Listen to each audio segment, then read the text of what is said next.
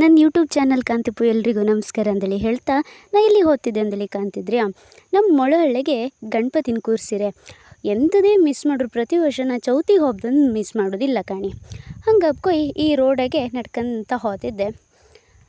ನಾ ಒಬ್ಬಳೇ ಅಲ್ಲ, ಹೀಗೆ ಲಾಯ್ಕತ್ತು ನಡ್ಕ ಹೋಗೋಕ್ಕೆ ನಾವೆಲ್ಲ ಒಟ್ಟಾಗಿ ಹೋಗ್ತಿತ್ತು. ಹಂಗೆ ಗಾಡಿಗೆ ಹೋಗ್ಬೇಡ ಅಂದೇಳಿ ನಡ್ಕೊ ಬಂತು. ಅಂತೂ ನಾವೆಲ್ಲ ಒಟ್ಟಾಗಿ ಹೋಗೋತ್ತಿಗೆ ಕರೆಕ್ಟಾಗಿ ಅಷ್ಟೊತ್ತಿಗೆ ಮಂಗಳಾರತಿ ಮಾಡ್ರು.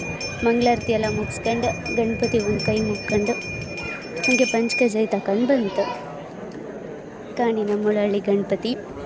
ಹಾಗೆ ಗಣಪತಿ ಪೂಜೆ ಮುಗಿಸ್ಕೊಂಡು ಊಟಕ್ಕೆ ಬಂದು ಕಾಂತು ಎಬ್ಬ ಊಟದ ಕ್ಯೂ ಕಂಡ್ರೆ ಹೆದರಿಕೆ ಹತ್ತು ಮರ್ರೆ. ನಾವು ಮನೆಯಿಂದ ಈ ಗಣಪತಿ ಕೂರ್ಸೋದು ಹೋಗೋದಕ್ಕೆ 3 ಕಿಲೋಮೀಟ್ರ್ ಬೇಕು. ಆದ್ರೆ ಇಲ್ಲಿ ಊಟದ ಲೈನ್ ಕಂಡ್ರು ಅಷ್ಟೇ ಕಿಲೋಮೀಟ್ರ್ ಇದ್ದಂಗಿತ್ತು.